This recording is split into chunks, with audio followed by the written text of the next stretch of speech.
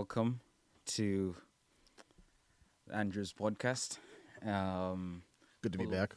Yeah, full of insights, and as usual, great minds. Before we begin, I just wanted to point this out. I have a team of critics and Oh, editors and and shout out to Priscilla, my sister, okay. and Timothy. They told me specifically to be looking at the camera from the word go, so I'm looking at it. Well, yes, welcome back to yet another edition of the Andrews podcast. We are live at B Studio in Watertown, and we are so blessed to host Dan Hogan, the news director of WCA TV. Maybe you can give us an insight on everything that's been going on. Like a recap of the week so far. Yes, Or, yes. Okay. Yeah, We can begin from there. yeah, busy times here at WCA TV. I do like this because it gives me kind of a opportunity to talk about what's happening at WCA TV. You know, which we To don't get to rewind. do. We don't get to do it too often. Well, busy times. The fall sports season at Watertown High School has begun. Fall sports. Yes. Or really the fall in general is what I would say is probably our busiest time of the year. Right. Because once that fall sports season hits, it sort of coincides with a lot of the municipal bodies and meetings that didn't take place over the summer. All of those come back now that Yes. the city's officials are back from vacation. Yes. So we got a lot of fall sports happening: field hockey, boys and girls soccer, volleyball. Yes. And obviously football starts up. Home games start up next week. They do? On the 20th is the first home game Mhm. for Watertown High School's football team. Beyond that, we're doing another edition of this podcast today, which is great. This is the third episode that you've done, so Yes. we're thrilled that we have some use out of our Studio B podcast room. I know there was another gentleman here last night, kind of scoping out the place because he's going to start doing a podcast Yes. here as well. That's great. Yep, so that's very exciting. Earlier today, we had VAC, a local organization, come in to do their bi-weekly sports talk show in our Studio A, which is nice to have them back. They were away from us for a year or two while we were relocating, so we got that show back up and running. Chris Demis, he's been doing his Rock and Roll Interactive Time show weekly in our Studio A as well. Yes. And then obviously we're doing weekly episodes of our in-house cable news program that I produce. So Okay. busy times here at WCA TV. Mm-hmm. It's great. Mm-hmm. That's great. That's great, Dan. And how was your night? Good. good. I watched some of their debate last night. That was a good time. Yeah. Uh, The debate. Yeah, I debate, saw it. yeah, Was yeah. it between Trump and Kamala? Yep. Watched that. That was a good time. Watched a little bit of baseball, and that was about it. Didn't do too much. I am glad that football season's back. Yeah. NFL season's back. NFL is back, guys, and we're going to record every part of it, every event, every shot, every angle, every B-roll. We're going to record it. So it's a good night. Yes. So before we begin, we've already begun. Before we go dive into the podcast, I just had one question. Yes. What is your most guilty pleasure?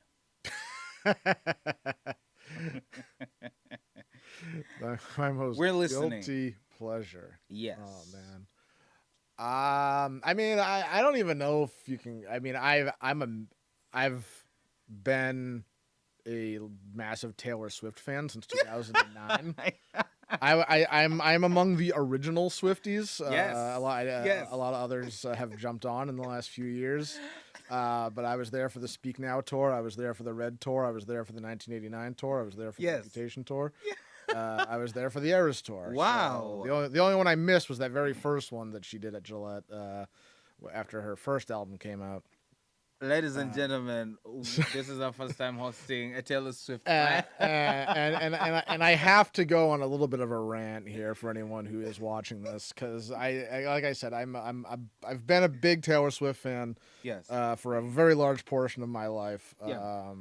And I still like her music. She still makes good music, I think. I mean, I think "Speak Now" is the pinnacle Yes. of her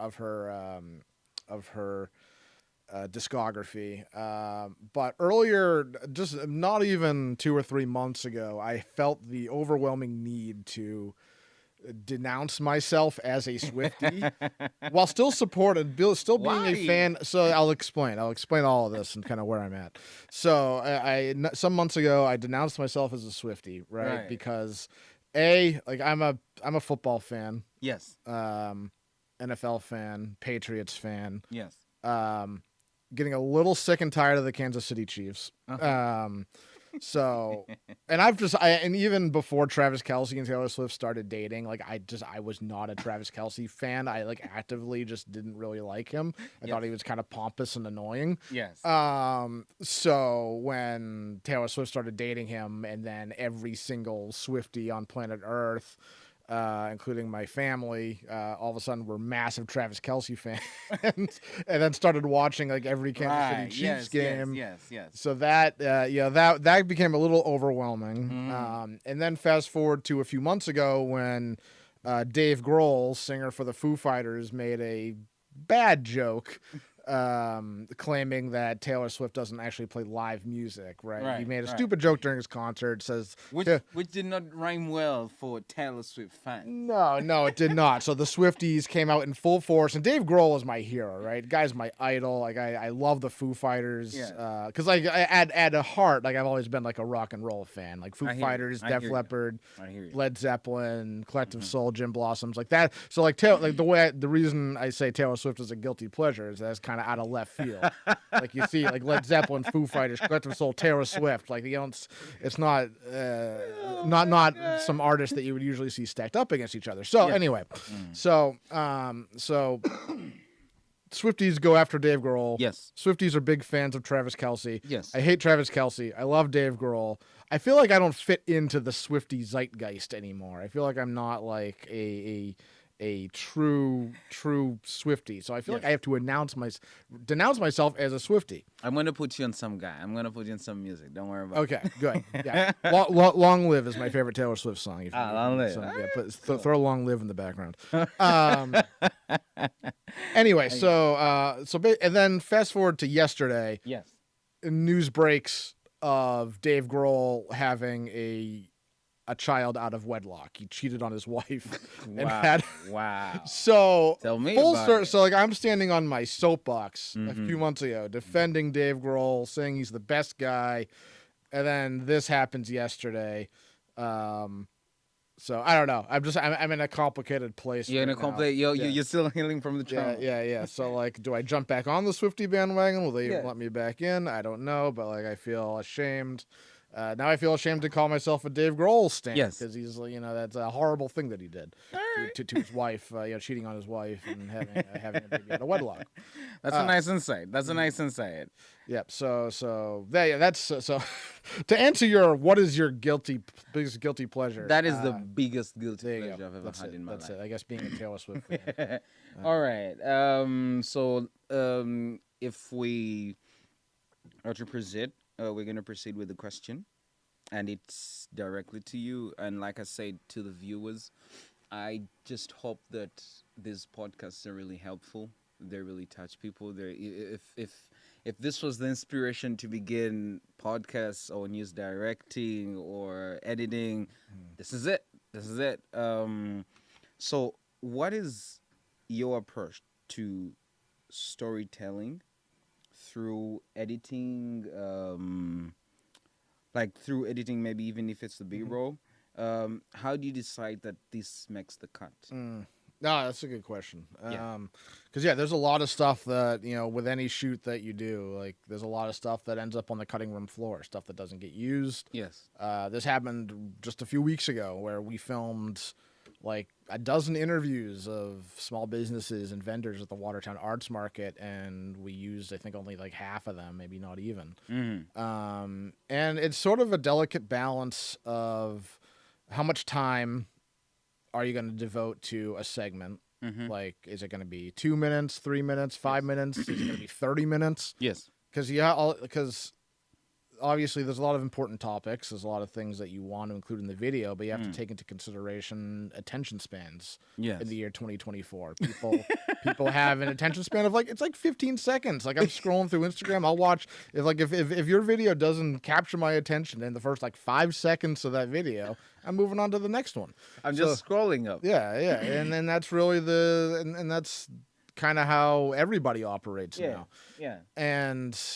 But then, there's plenty of people that still would be interested in 3 minutes of a video about, the different artists in Watertown. But maybe, we had 6 minutes of interviews and we could only use, 3 of it because you had to cap it at some point. So really, it's a matter of deciding what would be of the most interest to viewers.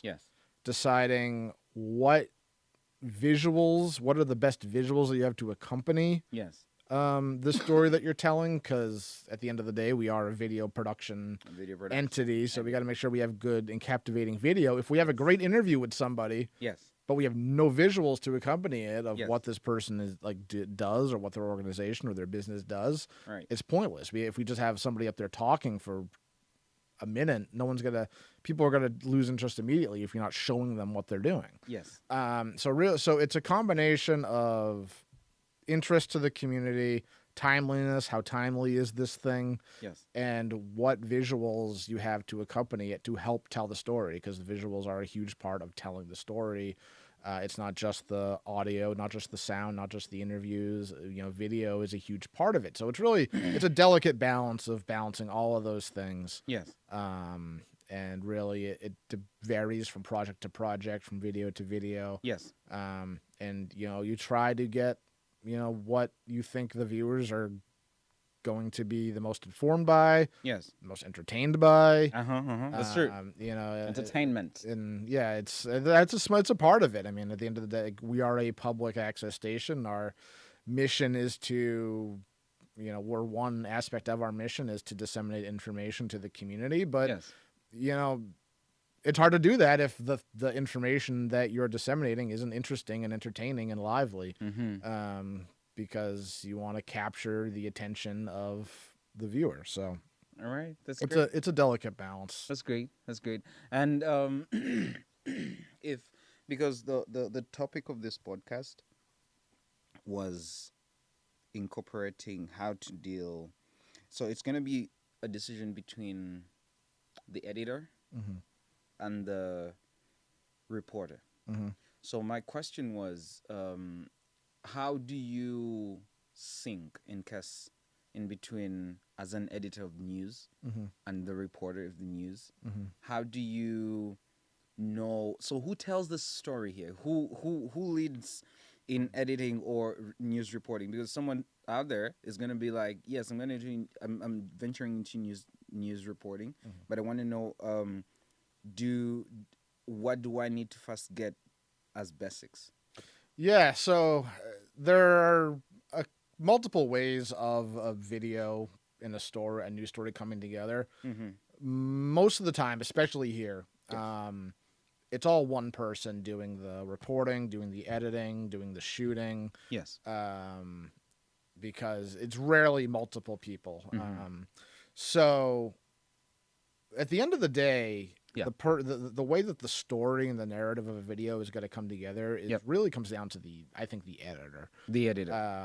Because you can spin, you've seen those videos on YouTube, people will take the trailer for Toy Story. And they'll cut it and edit it so it looks like it's a horror movie. Exactly. So editing is really where the narrative and the story come into play. What kind of music do you put with it? What sound bites do you put where in the video? What sound bites do you even put in the video? What information doesn't even get into the cut? So a video can be filmed and shot in any way, and it can be edited to look like anything. You can make something look like a total horror story, Like a total horror story. but it can be a video about the some doggy daycare down the street. You can make that.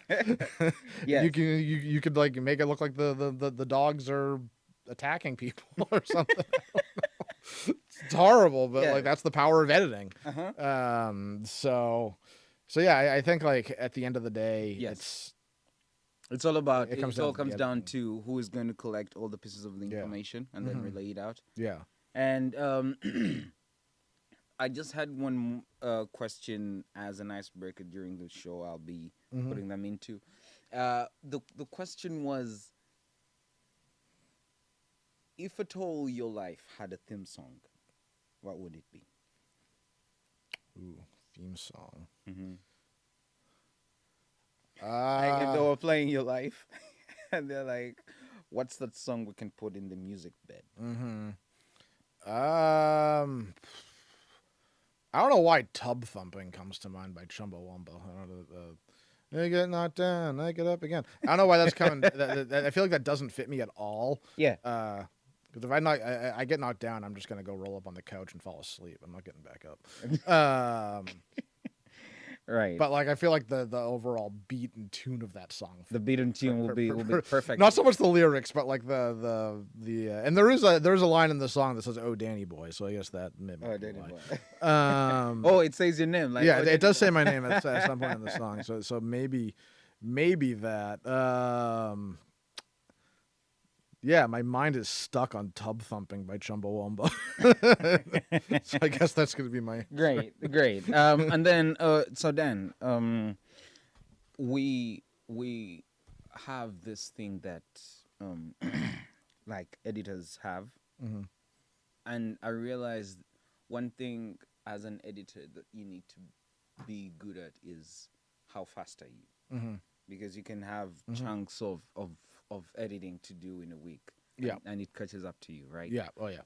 So, what are some of the skills or tips that you would give an editor, especially in Adobe Premiere Pro, when they are editing a story, or they have a chunk of things to do? It's how quick. What are some of the tips to being fast in editing? Mm-hmm.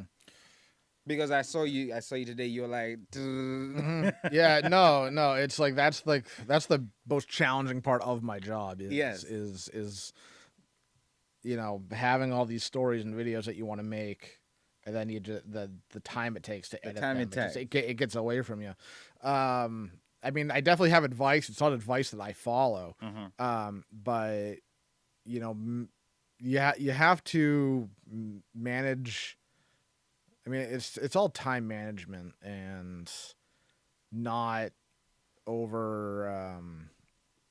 overdoing whatever project you're working on. Like every time I start working on a video, yes, like I immediately say, okay, what's a new thing that I can learn right now in this moment to add into this video to make it better? Like what's a new graphic trick? What's a new template that I can go get from a website and form a new type of style video, like right now in this moment. Like I find myself getting away from just being consistent in one type of production technique, and I'm always wanting to innovate and try something new, and that triples, quadruples the time it takes to work on a video. Yes. So like you really have to just resist that urge to always try to do something new and fresh. It doesn't always have to be that way. I mean, every so often, it's great to kind of update what you're doing and how you're doing it and make something new. But it's like the project I gave you to work on today. It was very simple, straightforward interview. B-roll on top of it, be done with it. Like it should take a half hour tops to put a video like that together. Yes. But then if you go and you're trying to make like a mosaic slideshow or something out of it, that'll be like 2 hours. Yeah, exactly. But like it's a video that can be done and perfectly suitable for the purpose of putting it into Watertown Cable News. That can be done in 30 minutes tops. Yes. So it's it's really just a matter of kind of managing your time and expectations for the whatever content that you're currently putting together. Right. Okay, that's a great one. So then in just a few words, if you could just, for those out there watching Mm-hmm. and they want to know, where do I start learning editing? What is it free? Or do you know any resources that are very helpful for someone who's going to start editing? Yeah, your local public access television station. Uh-huh. Because there's if you go on YouTube, like you can go on YouTube and you can find editing tutorials. YouTube University. Yeah, YouTube yeah. University. The trouble is the software itself The costs. software itself. The software, like if you want to edit on Premiere, After Effects, or do Mm. graphics on, Yes. like do graphic design on InDesign or Photoshop or Illustrator, anything like that, like those applications cost money, and you got to pay money out of your own pocket in order Right. to have those on your computer. Yes. But public access TV, it's free basically. Like you can become a member, learn to use Mm-hmm. the equipment, learn to use this editing software. Like WCA TV offers workshops that literally teach you Yes. how to edit and Yes. how to use Photoshop and how to use a camera. Yes.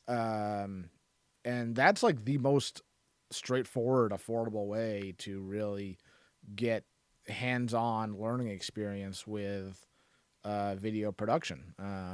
Because you could go out and buy your own camera, you could buy your own editing software. Yeah. You can. And that just costs money. But Right. it's not free Mhm. at WCA TV necessarily. You got to pay like $25 to take a workshop, but that's a Yes. long ways from paying $1,000 for a camera. Yes. So it's yeah, I mean that's my recommendation. I mean, and obviously, your phone, like phones now are perfectly equipped to Mm-hmm. take videos. Like Of I course, use, like yeah. even in my capacity here, like I use my phone sometimes just to Exactly. take video and use that Yes. as B-roll. Yes. And then like applications like iMovie, I think are still free on Yes. Macs, maybe. Yes. And I think DaVinci Resolve, I think, is DaVinci the Resolve new. is also free. Yeah, that's free, I believe. Yes. That's I'm not familiar with that at all, but I believe it's free. Yes. So that's that's another one if you just want to teach yourself, and then obviously, YouTube University, Mhm. is like I get a lot of tutorials from there. Yes. So yeah, that's that those are kind of the two different avenues, but yeah, your local public access station is probably craving whatever content that you want to make. So, Whatever content that you want to make, Yeah. you should come to B Studio. yeah, exactly. Right. We thank you very much, Dan, for that. And then, as we are about to close the podcast, we just wanted to. I just wanted you to tell the viewers Hmm. if there are any, ethics. There are ethics, like Mhm. standards. Yeah. So, are there any standards or ethics you would give anyone who is going into videography? For example, how to handle camera, any culture themes they need to use or hold. Personally, the best one of the things that I learned when I was handling cameras Mhm. is you have to be you just have to be careful Hmm. so that you learn how to handle it because the lenses are expensive, Right. The lenses are expensive. Yeah, I mean, yeah. Put a lens cap on your camera when you're done using it. I got to remind our own staff. You and gotta remind them. volunteers to do that because that's the quickest way to just chip your lens. Yes. The lens on your camera is Right. don't you forget to put the lens cap back on Uh-huh. and you put it back in the bag. Yes. So yeah, lens cap. Use your lens caps. Use your lens caps, guys. Yeah, Use your lens that's caps. my PSA for the day. Use your lens caps. But yeah, I mean, as far as like ethics Mhm. goes, like it's be be responsible in whatever content you're making. Right. Don't publish, don't put lies out there. Don't put lies out there, Don't guys. don't slander. Don't slander. Yeah, just kind of be smart. Mhm. Don't And then consistency is also very key in this industry. You Yep. know, because the more you're consistent, is the more you even expand on your niche. Mm-hmm. Yeah, and yeah, exactly. The more consistent that you are in the quality of your Yes. work, the more people will consume it, Right. trust you as Yes. a content creator. So consistency is absolutely crucial. All right. Thank you very much, Dan. Thank you very much. This was such a lovely podcast. Yeah. I enjoyed it. You enjoyed it too? I love doing this. It's fun. It's good. It's a good opportunity for me to, get into this room and sort of, kind of get more familiar with how it works. Right. And, we've done a couple episodes of this already where there's been some technical issues, but Good. pretty smooth so far here. I tried a couple different things Yes. to kind of make this go a little smoother, and I Yes. think it's been working. So, and then it's also just fun to kind of talk about what's going on here at Right. the station and share whatever. I mean, I got wisdom. I mean, I don't know if I have any wisdom, but just my thoughts, I guess, is really what all I would call this. It's called mind peaking. The great minds. Yep, Dan's thoughts. Yeah. All right. Thank you very much, Dan. And for those out there watching, Dan, can you please tell us more about WCA? Yeah. So, watch. You can watch all of our programming if you live in Watertown on Comcast or RCN if you have cable. And we are also online. We have a website, wcatv.org. Right on our homepage, you scroll down a little bit, you'll see all of our channels, public, education, government, what channel number they are, and then a link to the schedule. So you can see all of the programs that are coming up, and then as well as a link to our video on demand, so you can go back and watch past programs, past episodes of this show, Yes. past episodes of Watertown Cable News, past sports broadcasts, past meetings, other volunteer produced programs. You can also find on our website links to upcoming workshops. So I know we have some studio production and podcasting workshops on the horizon. Meanwhile, I have a question. Are those are accessible? Those workshops, like the recordings, are they accessible for everyone? The older No, are there like videos that someone can watch? So we did during the pandemic. Yes. Andrea and Sam, our director and assistant director, they went virtual with their workshops and they recorded those and put those online, and those still are online. The ones that we're doing now are not posted online. Yes. They're in person. They're here at the studio. Yes. And they're just, we do them so frequently. Right. So those ones are not online, but you can see a few of our older ones that we did that are online. Additionally, we do have a sort of a recurring series on our social media page called Gear Guides that Tegan, our content manager, produces, and that kind of, it does go through like how to use a camera, good interview setups, good lighting techniques, things like that. Maybe if you can, I'll post the links in the down. Yeah, we're on Facebook, we're on Twitter, we're on Instagram, we're on LinkedIn, and our newscast as well has its own Facebook, Instagram, Twitter. There's a TikTok out there, but I don't really update it anymore. And one last thing that I wanted to mention was, I had something I was going to say, and I don't remember what it was. But yeah, WCATV.org. Got a lot of stuff on there on our social media. So yeah, follow us. We have a newsletter you can sign up for, so you can see what's coming. Oh, I remember what I was going to say. We are also now, we announced, or we haven't really formally put this out there. We haven't made a formal announcement yet. Right. But you can, if you don't have cable. Yes. But you still want to watch. Yes. WCATV on your television. If you don't have cable. We are on Apple TV, Amazon Fire Stick, and Roku. There are ways to watch our programming. It's not as simple as just searching WCATV on the store. There's a little more to it. Yes. But we do have we'll have a few different videos coming out over the next weeks about how to find WCATV's programming on streaming devices like Roku, Fire Stick, and Apple TV. Correct.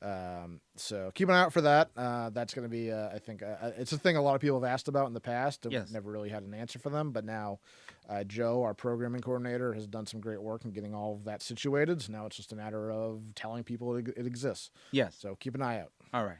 Thank you very much, guys. For those of you who stayed and watched, I know many of them stayed and watched. I hope so. Show. It was a great show. We thank you very much. This podcast was proudly and greatly sponsored by Brandeis University. Thanks, Brandeis. Yeah, thanks, Brandeis. Thanks, Dan. Thanks, WCA TV. Good luck. Thank you. All right. This was a great show too. Messed up.